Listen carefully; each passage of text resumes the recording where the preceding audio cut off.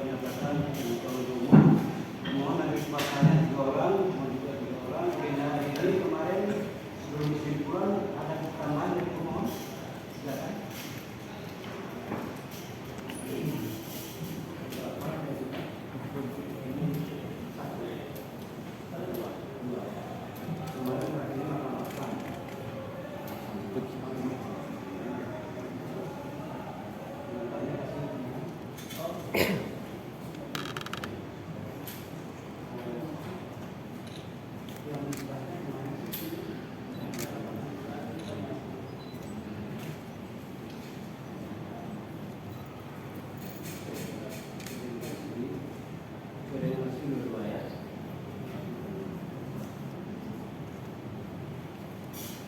Iya, gitu.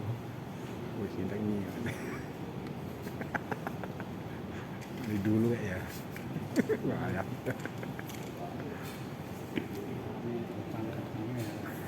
Kayaknya.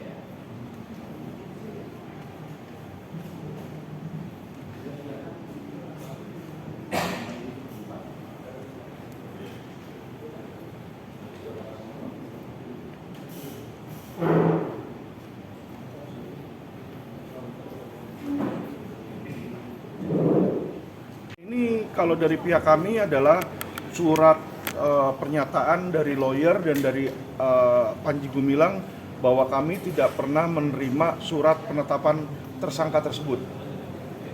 Di situ. Isi kesimpulannya apa Bang tadi Bang? Isi kesimpulan bahwa berdasarkan keterangan saksi dan fakta persidangan terlihat bahwa mereka banyak melanggar prosedur formil, ya, antara lain yaitu undang-undang yayasan itu pasal 53 harusnya ada penetapan terlebih dahulu, terus juga di mana mereka belum punya cukup alat bukti tapi sudah menetapkan sebagai tersangka. Dibuktikan dengan surat dari mereka, ahli TPPU itu baru diperiksa tanggal 2 April 2024 setelah penetapan tersangka bulan November. Harusnya periksa saksi dulu, periksa ahli, baru penetapan tersangka. Bukan penetapan tersangka dulu, baru periksa ahli dan periksa saksi. Nah ini yang mereka mau lakukan sekarang adalah periksa saksi. Ada panggilan ke Panji Gumilang untuk diperiksa dan saksi-saksi yayasan lain lagi mau diperiksa lagi. Nah kalau kayak begitu kan berarti ditetapkan tersangka sebelum selesainya penyidikan di situ. Harusnya tersangka itu ditetapkan ketika penyidikan itu sudah selesai. Sehingga ketika penetapan tersangka dilakukan, tahap mereka berikutnya adalah pemberkasan untuk mengirimkan ke kejaksaan.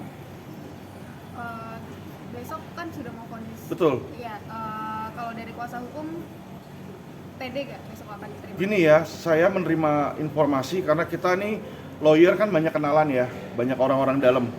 Saya berbicara dengan teman saya yang ada di MA, ya, mereka menyatakan bahwa informasi yang MA dengar sudah ada tekanan dari Mabes ke Ketua Pengadilan Negeri untuk menolak pra-peradilan kami di situ. Dan juga sudah ada tekanan dari 2 anggota DPR yaitu Nasir Jamil dan Trimedia Panjaitan agar kasus ini dilanjutkan. Nah, ini menurut kami merupakan sebuah kejutan dan sebuah kejanggalan, ya. Karena setahu saya DPR itu kerjanya harusnya bikin undang-undang, bukan jadi juru bicaranya Mabes Polri. Kenapa yang berbicara menanggapi kami selama ini bukanlah Kadif Humas atau Karopenmas, tapi yang menanggapi malah DPR. Jadi kita bingung gitu loh, ya. Nah, disinilah kami melihat bahwa ada dugaan oknum mafia penegak hukum itu ada yang seperti Mahfud ngomong. Ya karena aneh gitu loh Pak. Iya dong, kita tahu kan tupoksinya DPR itu apa. Ya kan nggak ada kok dari masyarakat yang meminta Panji Gumilang untuk dikriminalisasi atau diproses hukum tuh nggak ada. Dan kalau masyarakat ketahui bahwa pelapor awal pun yang melaporkan Panji Gumilang atau Pondok Pesantren Al Zaitun sudah mencabut laporannya. Ya, jadi tidak ada lagi pelapor di sini. Yang berjalan ini cuma polisi, di belakangnya di-backingin sama oknum pemerintah. Itu yang kami lihat. Dan yang aneh itu, kenapa kok yang berbicara itu yang mencoba membela diri, membela polisi itu adalah DPR. Ini yang kami bingung. Ya, apakah ada kepentingan dari DPR ataukah ada titipan dari DPR? Ini yang kita nggak tahu, Pak. Ya, tapi hal tersebut buat kami sangatlah janggal. Tapi seperti yang kami lihat, kami tidak mau mendahului keputusan pengadilan. Jadi walaupun kami sudah mendengar desas-desus itu, kami masih mempercayai pengadilan untuk berjalan lurus, ya. Tapi kalau memang kenyataannya nggak lurus dan mereka tidak mau mempertimbangkan, ya biar nanti masyarakat yang menilai. Lama-lama juga akhirnya harkat dan martabat dan reputasi Pengadilan Negeri Jakarta Selatan pun akan runtuh kalau itu terjadi, ya. Jadi biar mereka yang menentukan sendiri, mereka mau menegakkan hukum atau mau menegakkan kepentingan konflik pribadi perorangan itu. Untuk langkah-langkah selanjutnya, Pak? Langkah selanjutnya kalau memang para peradilan kami ditolak, kami akan mengajukan gelar perkara ke Karwasidik karena P19 yang diberikan oleh kejaksaan kepada kepolisian itu tidak bisa dipenuhi. Jadi kami akan meminta kepada kepolisian untuk gelar perkara khusus yang mana diatur di Perkap, ya, bahwa pemohon, tersangka maupun kuasa hukumnya boleh memintakan gelar perkara di kepolisian untuk memeriksa berkas tersebut. Dan kalau memang nantinya tidak ditemukan alat bukti dan unsur pidana, dari kepolisian pun bisa meng-SP3 hal tersebut. Demikian. Bang, tambahkan Bang dari Bang, dari itu. Oh iya. Udah cukup sini. Ya udah. Dan ini tambahan sedikit lah. Jadi posisinya hari ini saya sangat berharap terkait dengan putusan pra peradilan ini, yaitu bahwa apa yang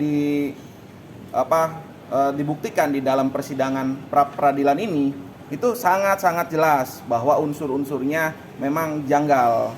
Jadi saya berharap kepada Ketua Pengadilan Negeri Jakarta Selatan untuk memutuskan melalui hakim tunggal yang hari ini memegang perkara ini untuk memutuskan secara adil, seadil-adilnya. Itu saja pesan dari beliau.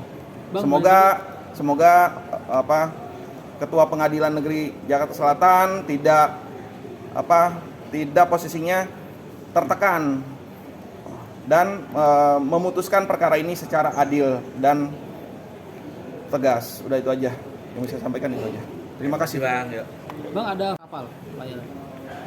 Ya kan sebelumnya kan Mabes, Bareskrim dan masyarakat banyak yang menduga-duga dan ada selentingan bahwa Al Zaitun ini adalah sarang teroris. Katanya ada bunker, ada senjata, ya kan. Tentu saya sebagai kuasa hukum ketika menerima kuasa nggak bisa menerima itu aja, tapi saya mau melihat sendiri dengan mata kepala saya, benarkah di lokasi tersebut ada bunker, ada senjata. Jadi kami keliling-keliling semua tempat di sana dan tidak melihat hal tersebut gitu loh. Jadi supaya jangan menjadi fitnah bagi masyarakat dan bagi pemerintah, ya Al Zaitun pun membuka pintu mereka ya kepada pemerintah atau pejabat yang masih meragukan, silakan datang dan melihat sendiri ya kan, apakah mereka menemukan di sana senjata ataukah ada pelatihan militan, ya itu tidak ada. Yang dilakukan di sana adalah pusat pendidikan dan kewirausahaan ya. Jadi saya melihat sendiri bagaimana mereka beternak ayam, mau coba ngambil ikan di situ ya. Untuk apa? Untuk swasembada makan dan pangan, yang mana itu sudah dicanangkan oleh Presiden Jokowi dan calon Presiden Prabowo di situ. Jadi saya melihat yang dilakukan oleh Panji Gumilang ini adalah hanya satu, yaitu mendukung program pemerintah. Jadi kalau orang yang seperti ini dikriminalisasi, saya akan bingung bagaimana orang Indonesia bisa berkreativitas dan nantinya bisa ikut serta kontribusi dalam program pemerintah kalau itu terjadi. Ya, jadi seharusnya orang seperti Panji Gumilang itu diberikan penghargaan, bukan malah di-shoot down, dipenjarakan, dikriminalisasi, dirampas aset-asetnya sehingga pondok pesantren itu nantinya misalnya harus tutup. Kan kasihan, yang rugi itu adalah masyarakat dan santri-santri di daerah Indramayu. Apakah itu dipikirkan oleh Mabes Polri? Tidak. Mereka cuma peduli ngambil uangnya, ngerampas uangnya di sana, ya kan, penjarain orang. Ya, jadi itulah hukum itu dilakukan bukan dengan asas manfaat dan asas keadilan, tetapi asas konflik kepentingan dan kekuasaan. Nah, disinilah kami sangat sayangkan. Ya, satu lagi tambahan. Jadi kemarin kami berdua sudah mengunjungi Pondok Pesantren Mahad Al Zaitun dan disampaikan juga bahwa baru kali ini di tahun 2024 itu pajak naik sampai 1.470 sekian persen. 1.400 loh. Yang awalnya hanya 220 sekian juta menjadi 3,6 miliar. Luar biasa. Ini pajak bisa naik seperti ini ke pusat pendidikan, yang mana ada 3 undang-undang perpajakan yang dilanggar, yaitu pusat pendidikan itu tidak dikenakan pajak, ini kena pajak 1.400%. Luar biasa, sangat-sangat memberatkan. Dan izin-izin yang dihambat oleh Bupati Indramayu sangat banyak, seperti galangan kapal. Sampai hari ini PBG-nya untuk pembuatan kapal itu sama dihambat. Terkait dengan izin SMK sudah praktek 1 tahun, seperti menanam padi sudah, pembuatan kapal sudah, tapi tetap sampai hari ini izin pun dipersulit. Demikian. Terima kasih, Bang. Oke, makasih teman-teman, thank you.